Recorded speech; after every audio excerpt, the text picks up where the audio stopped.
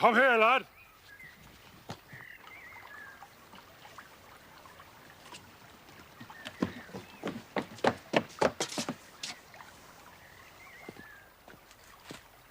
What are you doing on my property? Come to claim back what's rightfully mine, sir.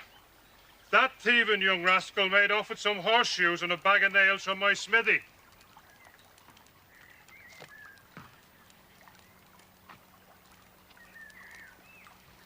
Where is your proof? The proof is I'll find him there. Now, I don't want to be forced to call the police. These people are guests of mine, but you are trespassing, Mr. Thorne. I'm not frightened of you, Doctor. Get off my land!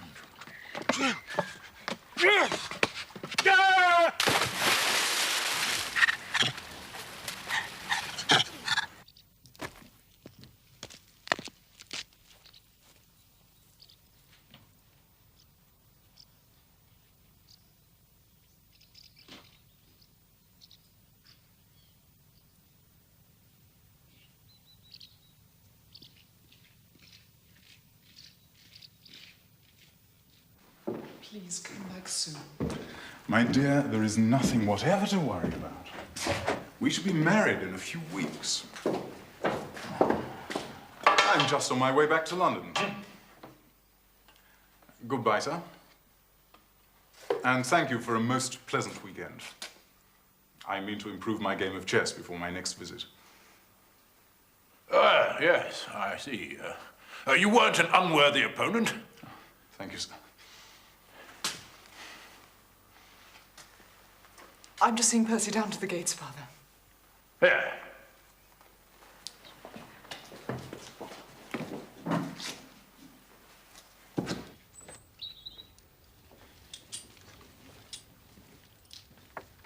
Drive on and wait for me by the gate, would you? Walk on.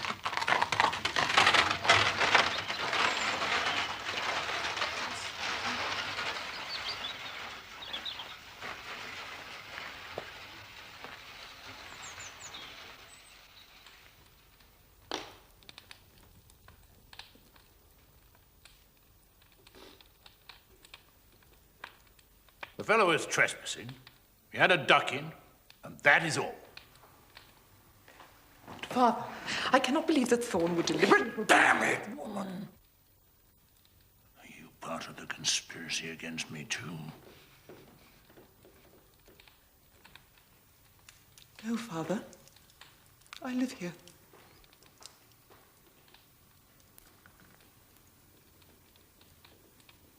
But not for much longer, eh? Once you marry that fellow Armitage...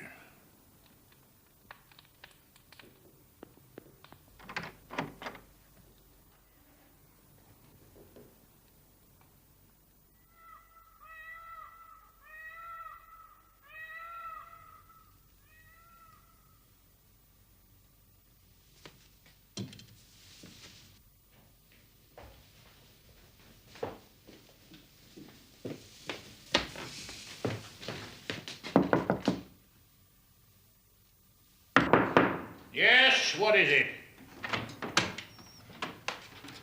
Father, what has happened to my room? The builder's found a fault in the structure. Better sleep in your sister's room till they've finished working on it. Julia's room. I can't sleep in there. And why not, pray? I can't. What is the matter? It's a perfectly good room. I've instructed the housekeeper to prepare it for you. Now run along your baggage. Good night.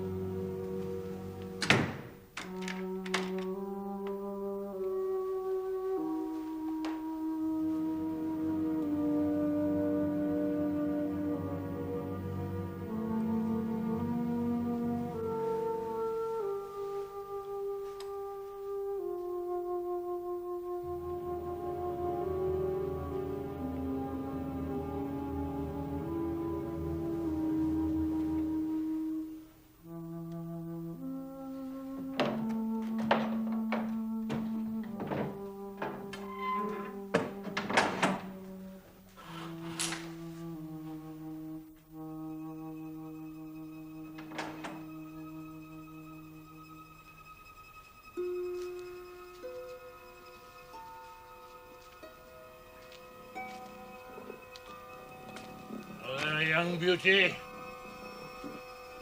Tonight, maybe.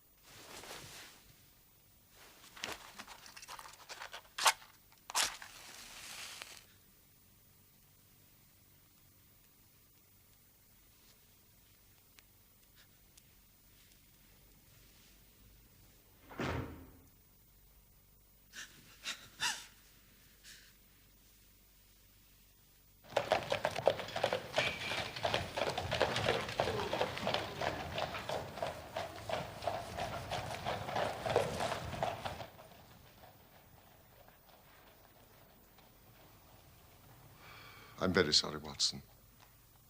But it seems to be the common lot this morning. What? Mrs. Hudson has been roused. She retorted on me and I on you. But it's only 7:15. What is it, a fire? No. A client. This will take a moment to draw, sir. But only a moment. Mrs. Hudson is a mistress of the art of fire lighting. This is my intimate friend and associate, Dr. Watson, before whom you may speak as freely as before myself. How do you do? Mrs. Hudson, do you think you could bring this young lady a hot cup of coffee? For I observe you are shivering. It is not cold which makes me shiver. What then? It is fear, Mr. Holmes. It is terror. No, you must not fear. We shall set matters right, have no doubt. You have come by train, I see, this morning. You know me, then? No, but I observe the second half of a return ticket in the palm of your left glove. You started early, but you had a drive in a dog cart along heavy roads before you reached the station. But there's no mystery, my dear lady. The left arm of your jacket is spattered with mud in no less than 7 places. The marks are fresh. There is no vehicle, save a dog cart, which throws up mud in that particular way. And then only when you sit on the left-hand side of the driver. You are perfectly correct. Sir, I can stand the strain no longer. I shall go mad if it continues. I have heard of you from Mrs. Farintosh, whom you helped in the hour of her sore need. Farintosh.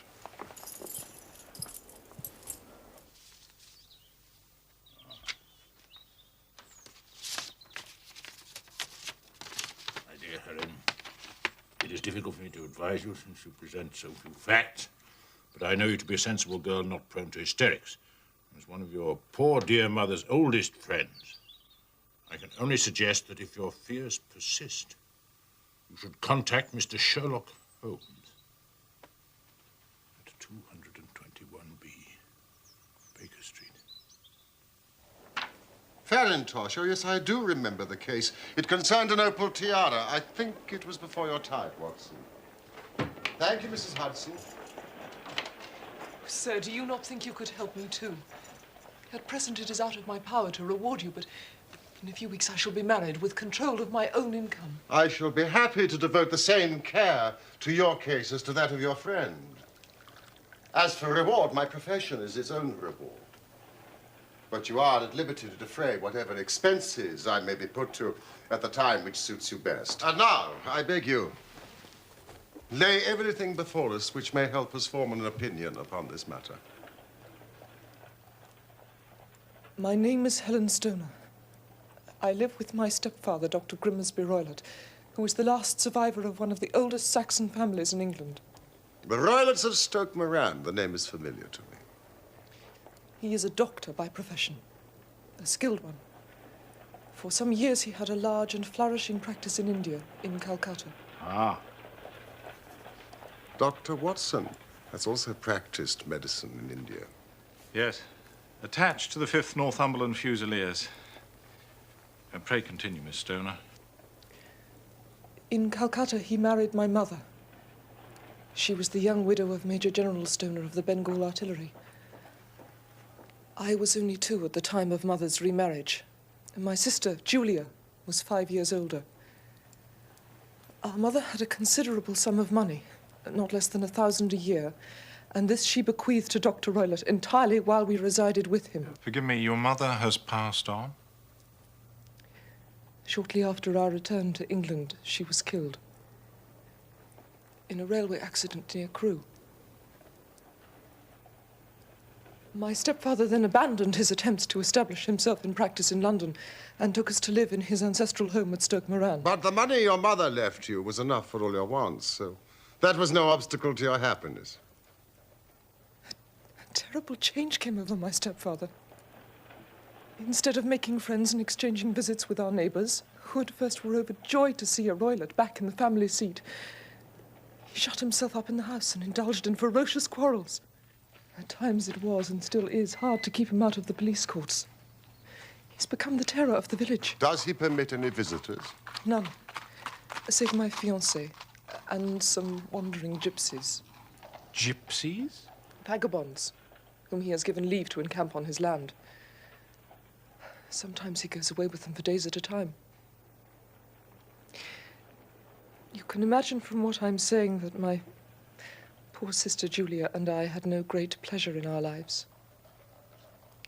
No servant would stay long, so we did all the work of the house. She was but 30 when I lost her.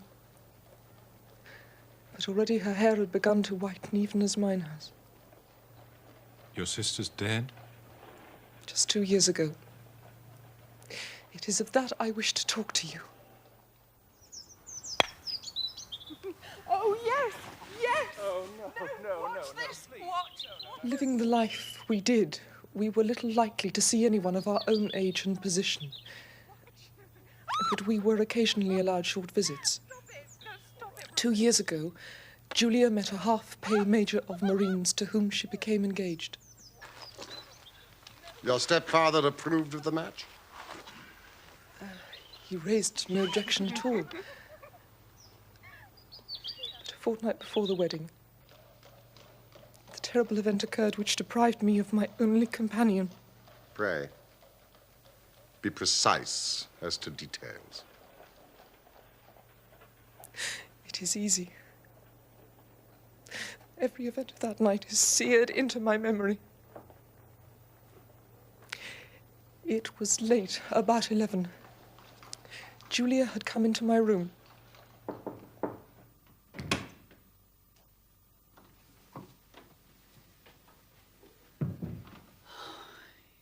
Smoking those awful cigars again. Perhaps you should have this room until the wedding.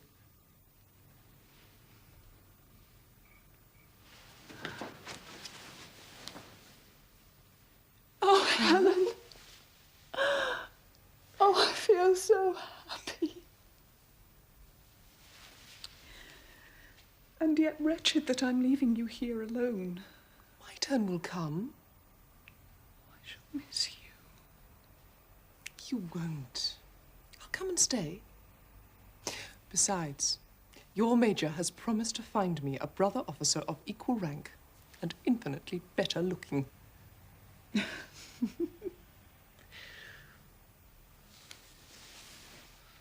darling, what is the matter?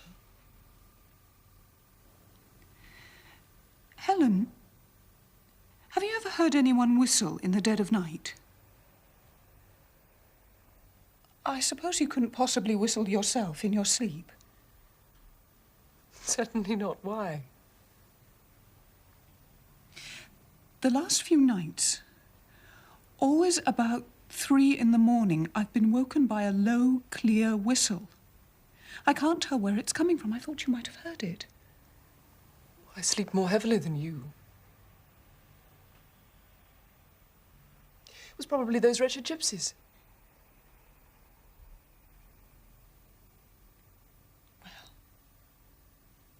Never mind.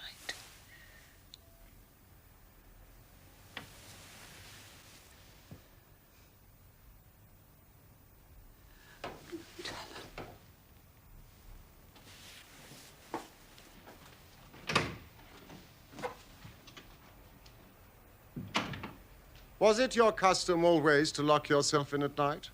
Always. My stepfather has a passion for Indian animals.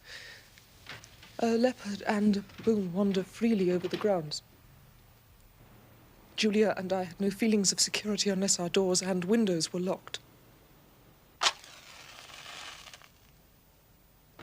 couldn't sleep.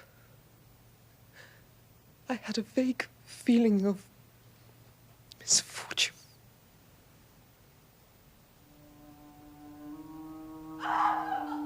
Julia!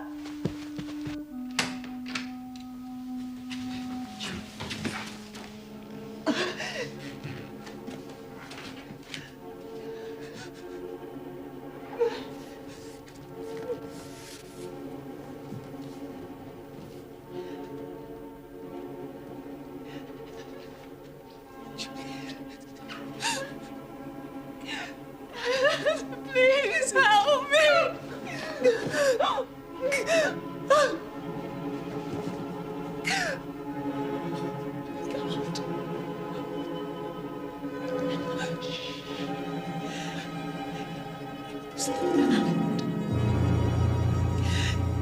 Speckled. Bad. Shh.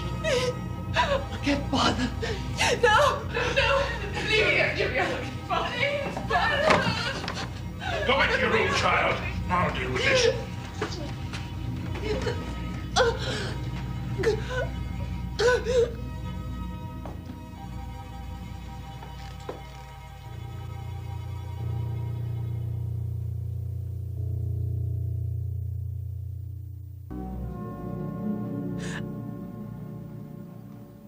I am sorry, gentlemen.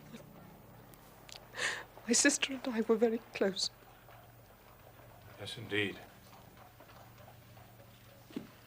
What an awful experience.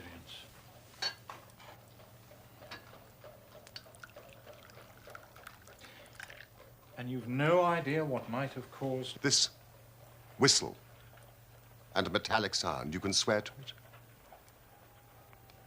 It was my strong impression. I may possibly have been deceived. Was your sister dressed? No, she was in her nightdress. On the floor there was a candle and the charred stump of a match. Which means something must have woken her up, and she struck a light to see what the matter was. What conclusions did the coroner come to? He investigated the case with great care, but he was unable to find any satisfactory cause of death. And your evidence would have shown that the door was fastened on the inner side, the windows blocked by shutters, secured every night. It is certain, therefore, that your sister was alone when she met her end. Yes. Besides, there were no marks of violence upon her. What about poison? The doctors examined her for it without success.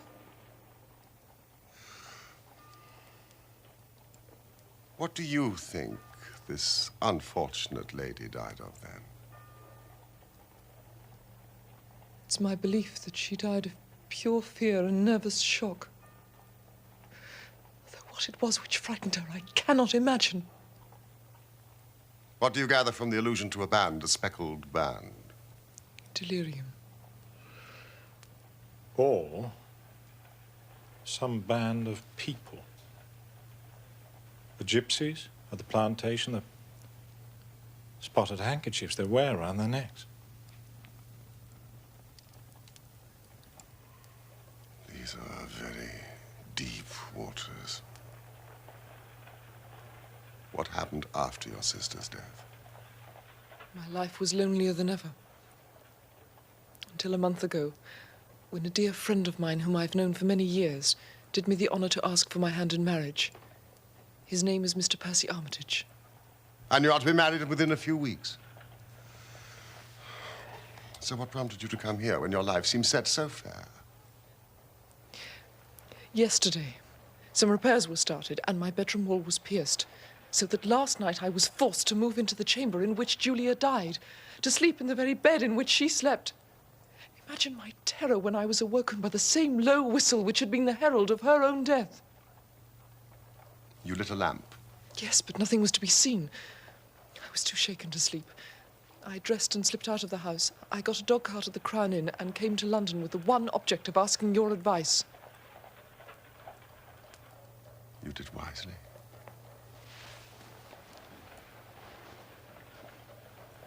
But have you told me all? Yes. You have not, Miss Stoner.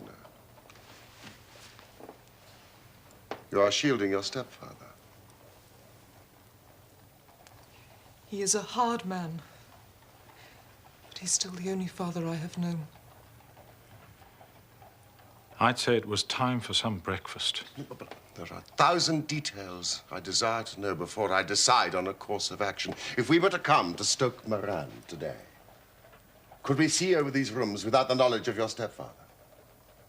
As it happens, he spoke of coming to town today on some business. And the workmen?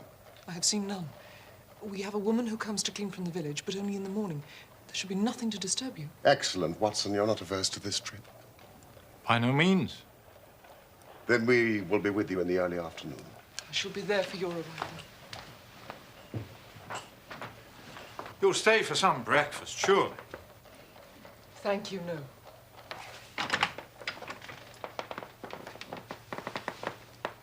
My heart is lightened already.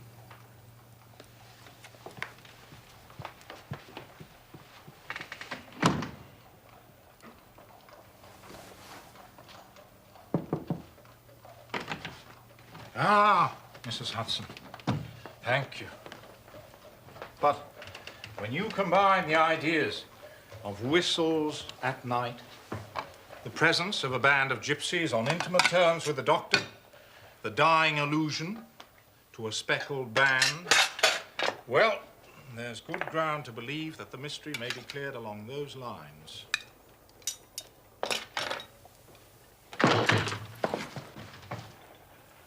Which one of you is Holmes? My name, sir. But you have the advantage of me. I'm Dr. Grimsby Roylott of Stoke Moran.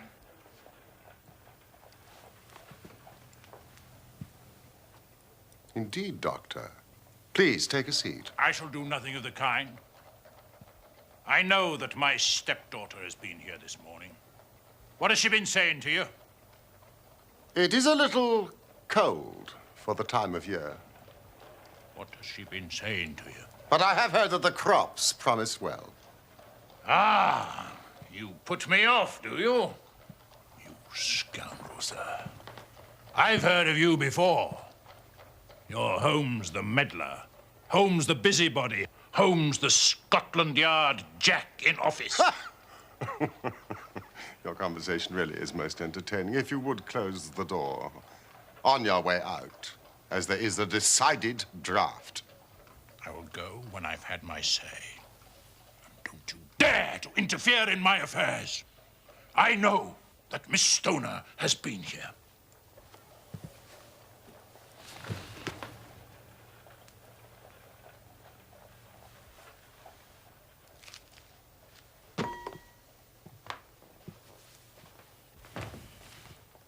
I am a dangerous man to fall foul of.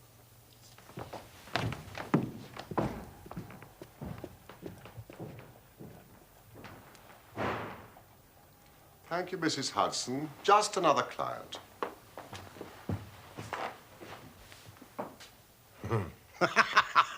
What a very amiable person. I may not be quite so bulky, but...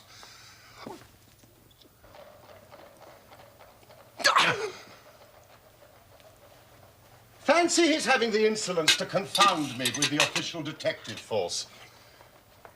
This incident gives zest to our investigation. I only hope our friend won't suffer from her imprudence in allowing that brute to trace her here. One thought keeps nagging at me, Watson. Roylott's professional life in India. If it was so successful, why would he exchange it for a life of aristocratic penury? My friend Coombs would know. Holmes was in Calcutta around that time. Find your friend Coombs and see what you can get from him.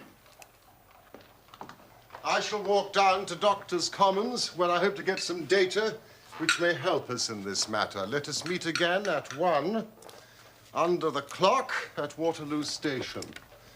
That is, if you've finished your breakfast by then. Oh, and your revolver.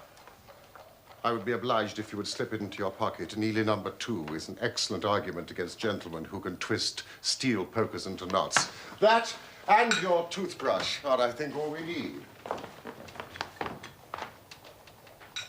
I've seen the will of the deceased wife. Her annual income at the time of her death was a little short of £1,100. But due to the fall in agricultural prices, it is now no more than £750. Each girl, in case of marriage, could claim £250. So if both girls had married, our beauty, Grimsby Roylott, would have had a mere pittance. And even one marriage would ruin him.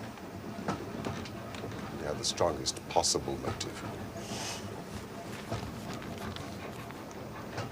Oh, did you manage to find Coombs? Yes, I did. He proved rather hard to locate, but I finally managed to get him through Swanson at Barnes. He did know Roylott in Calcutta, confirmed what the girl had said, and added one intriguing fact. Now, it seems that a series of robberies had been perpetrated in his house, and suspicion fell on his native butler. Roylott promptly seized the man, and in a fit of anger beat the poor fellow to death. Narrowly escaped a capital sentence, but suffered a long term of imprisonment and returned to this country a morose and disappointed man. Ah, Watson. It's a wicked world. And when a clever man turns his brain to crime, it's the worst of all.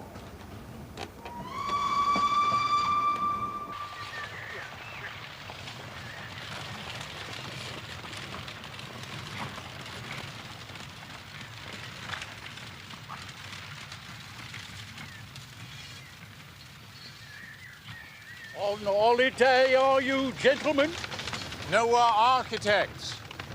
Taking a look at some of the local houses. Ah, that's why you wanted Stoke Moran. I didn't think it was for social reasons. You'll be doing business with Dr. Roylott, then? Yes, I believe that was the name. If you don't mind a word of warning, you want to take care with him, sir.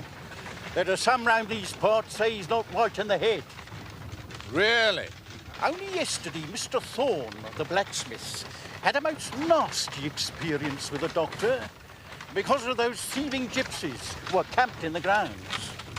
Oh, yes, we've heard about the gypsies and the leopard. The story goes the doctor threw Mr. Thorne in the stream in a fit of uncontrollable temper. And old Thorne, he's not a small man. Good Lord. Is he bringing a charge of assault? He was going to. But Miss Stoner, the doctor's young stepdaughter, paid him some of her own money to keep it quiet. Well, that's what I heard. Well, I never. Do you hear that, Holmes? The more I see and hear of that young lady, the more my admiration increases. Young woman of commendable spirit. You can pull up here, driver. Who do you mean, dear fellow? Well, Miss Stoner, of course. Most admirable. Ah, Miss Stoner. The girl we went yesterday.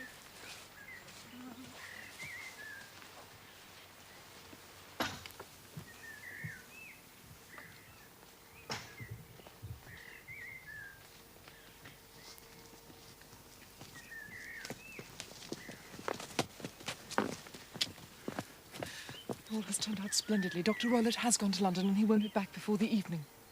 But we have already had the pleasure of Dr. Roylott's acquaintance. Good heavens, he followed me. Yes. He turned up just after you left, but Holmes sent him off with a flea in his ear.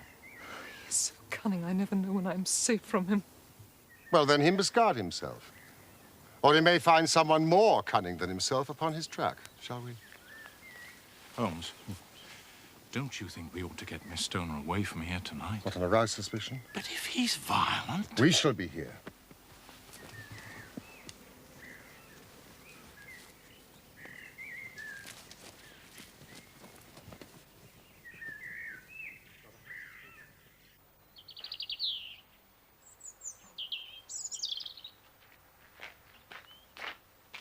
So, this is Dr. Royler's room. This formerly your sister's. And this your room? Yes, but I'm now sleeping in this one. Ah, pending the alterations. Miss Stoner, may I ask something? That's unusual, isn't it? Bedrooms on the ground floor? The bedrooms were moved downstairs when so much of the house fell into decay. Oh, yes, of course. How sad.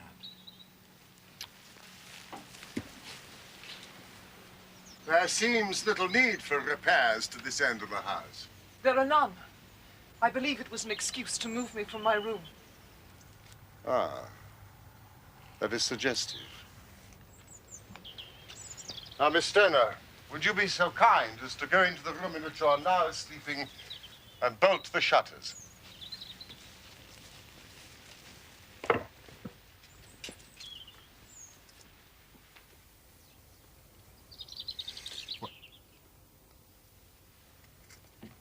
What are you doing, Watson? Well, I'm using your methods, Holmes, seeing whether the ground has been disturbed. What have you come up with? Your footprints, I believe. And mine and Miss Stoner's. And this.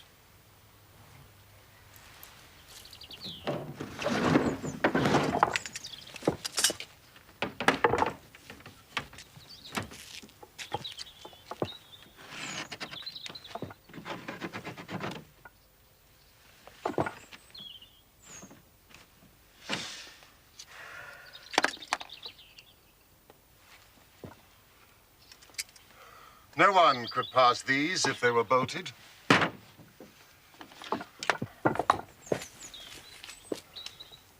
Well, let's see if the inside throws any light on the matter. Ah.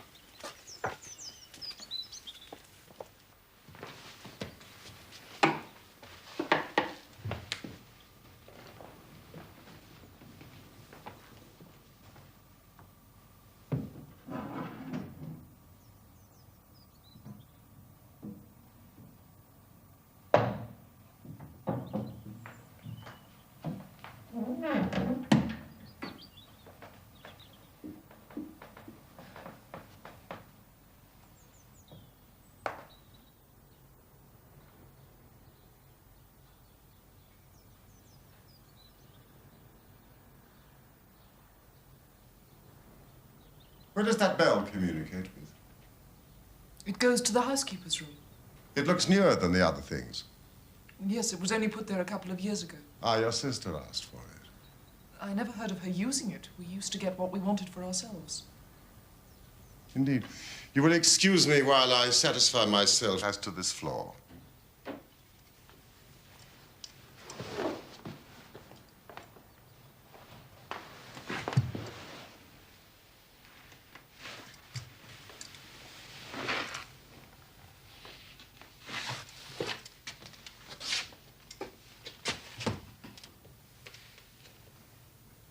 It doesn't ring.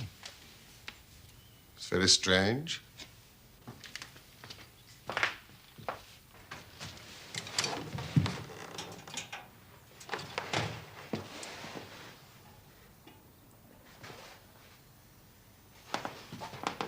A ventilator into another room.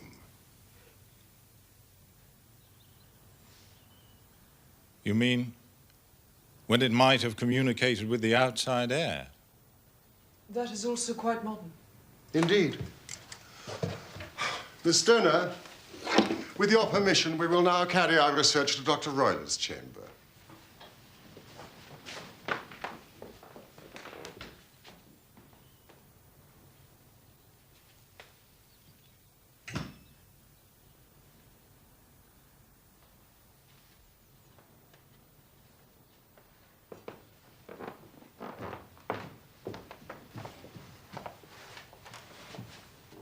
What's in here? My stepfather's business papers. Ah, you've seen inside it, then? Only once. Some years ago. I remember it was full of papers. Is there a cat in there? No. What a strange idea. Well, look at this. No, we don't keep a cat. Ah, well. A leopard is a large cat, after all. Yes, but a saucer of milk wouldn't go far in satisfying a leopard. Leopard is kept on a leash, is it? This sort of leash, Watson? What do you make of it? Well, it's a common enough dog leash, but I don't know why it should be tied. We have no dog. Thank you, Miss Stoner. I have seen enough.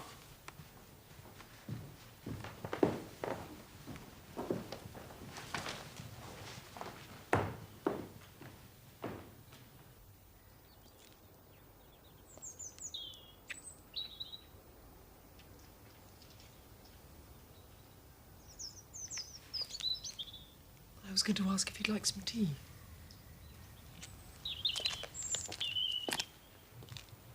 Miss Stoner, it is very essential that you absolutely follow my advice in every respect. Your life may depend on it. I assure you that I'm in your hands. Now, in the first place, on the way here, we passed a small cottage. The shell house? Would the windows of your sister's room be visible from there? Yes. You are sure? Yes. Then we shall make it our base. Some refreshment.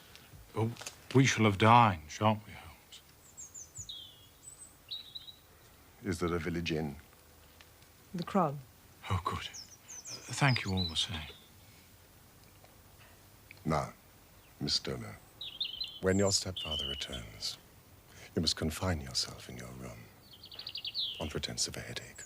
Then, when you hear your stepfather retire for the night, you must go to the windows, undo the hasp, open the shutters, and leave your lamp on the windowsill as a signal to us. Then withdraw with anything you may want for the night to your old room. I've no doubt that in spite of the repairs, you could manage there for one night. Oh, yes, of course. And now we must leave. If Dr. Roylott should return and find us here, our journey would be in vain. I believe, Mr. Holmes, that you've already made up your mind. For pity's sake, tell me the cause of my sister's death. Be brave. If you do as I have told you, rest assured we shall soon drive away the dangers that threaten you.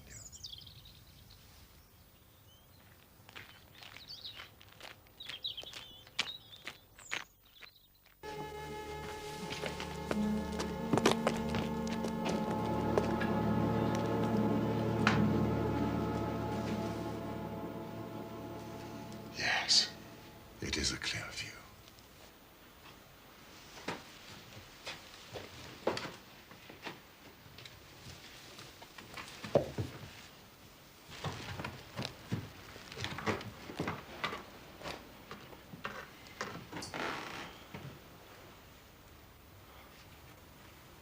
You expecting this to take all night, Holmes?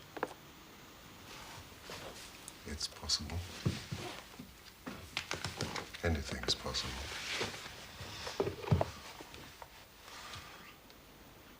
When a doctor goes wrong, he's the first of criminals. He has nerve. He has knowledge.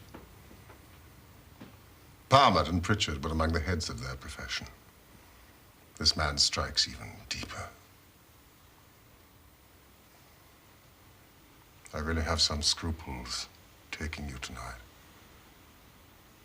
There's a distinct element of danger. If I can be of assistance.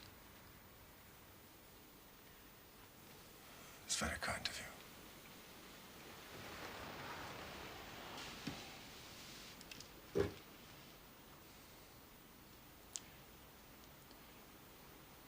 You evidently saw more in those rooms than was visible to me, Holmes. But I probably deduced a little more. Do you remember Miss Stoner said that her sister could smell Dr. Roylott's cigar? Well? The ventilator. A ventilator maid, a cord hung, and a woman who lies in the bed dies. I can't see any connection. Did you notice anything peculiar about the bed?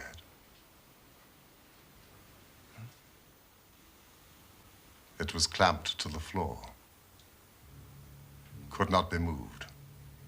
Had to remain in the same relative position to the ventilator and the rope, for so we may call it, since it was clearly never made for a bell pull.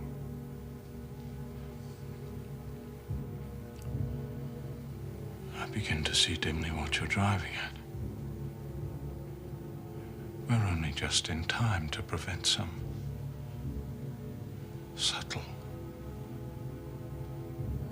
and horrible crime.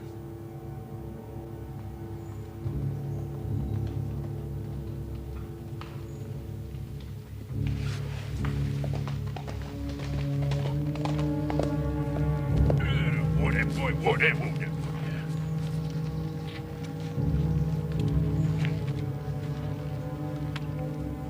Have a look at that. Yep. Good night.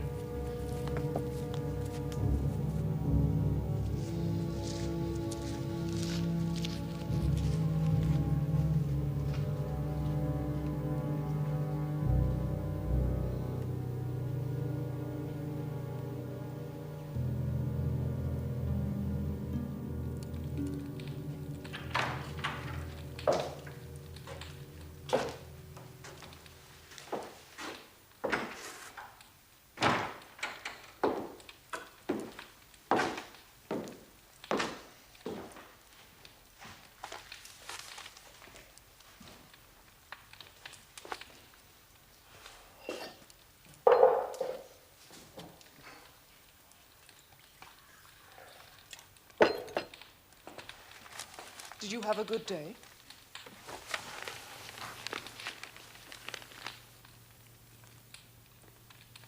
Not without interest. Where did you get to this morning? I decided to go to town too. I had some shopping to do for the wedding.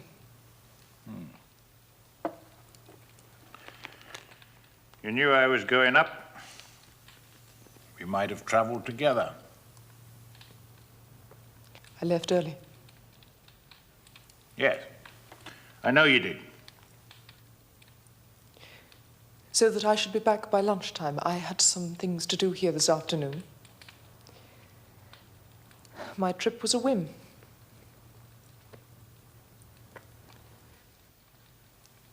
You always were a good little liar.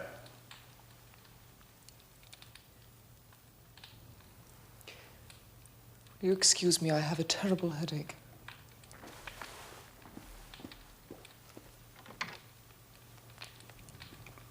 Holmes the meddler. Holmes the busybody. Holmes the Scotland Yard Jack in office.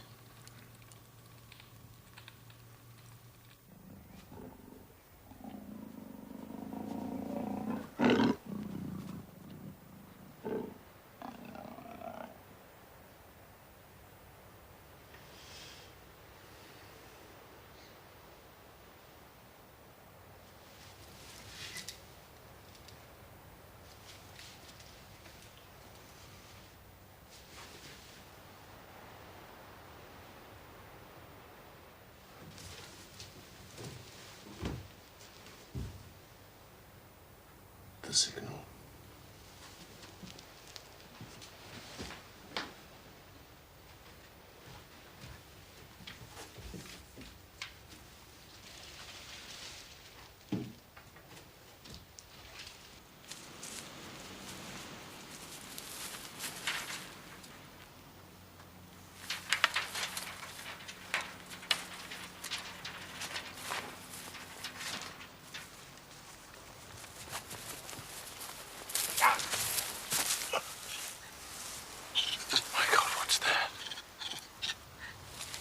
It's the baboon. This is a nice household.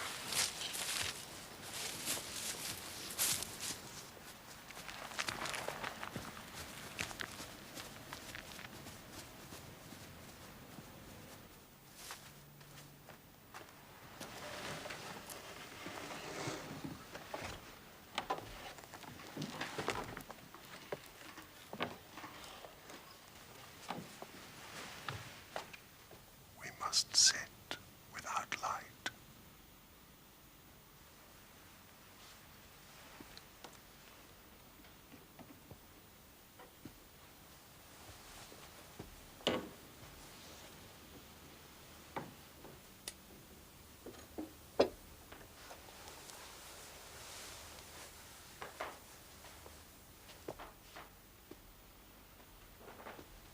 Do not fall asleep.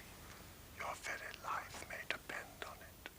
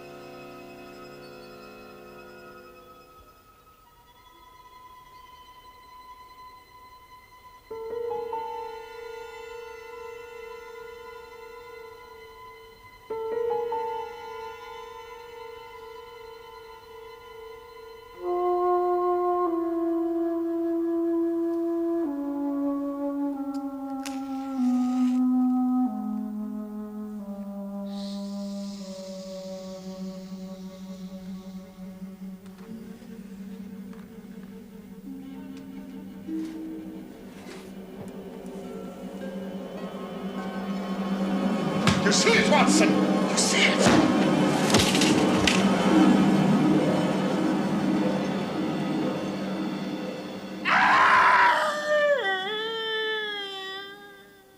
What can it mean? It means that it's over. And perhaps for the best. Come, Watson. Bring your pistol.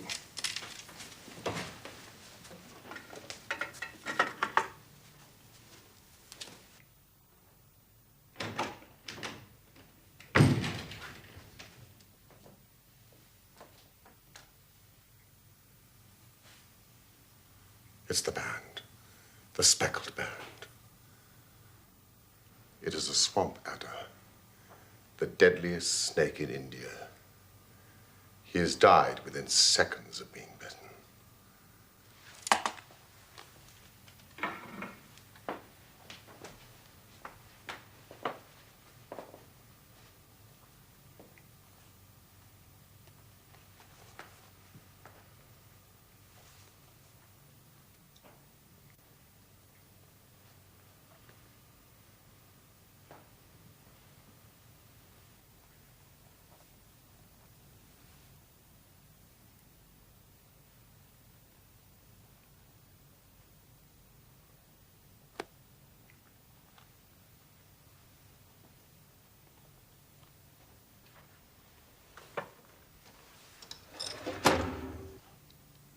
Violence does, in truth, recoil upon the violent. And the schemer falls into the pit which he digs for another. The idea of a snake occurred to me when I coupled it with the knowledge that the doctor was furnished with a supply of creatures from India. A form of poison, Rapid and lethal. which couldn't possibly be discovered by any chemical test. It might or might not bite the occupant of the bed. She might escape every night for a week, but sooner or later, she must fall a victim. Oh, my poor Julia. The doctor had trained the snake, probably with the milk, to return at the sound of a whistle. The very whistle which you and your late sister heard. My inspection of the chair in Dr. Roylett's room had shown that he had been in the habit of standing upon it to reach the ventilator. Last night, when I attacked the snake and drove it back through the ventilator, I roused its snakish temper, causing it to turn upon the next person that it saw. Dr. Grimmersby Roylott. So you, Holmes, were indirectly responsible for his death. I cannot say that it is likely to weigh very heavily on my conscience.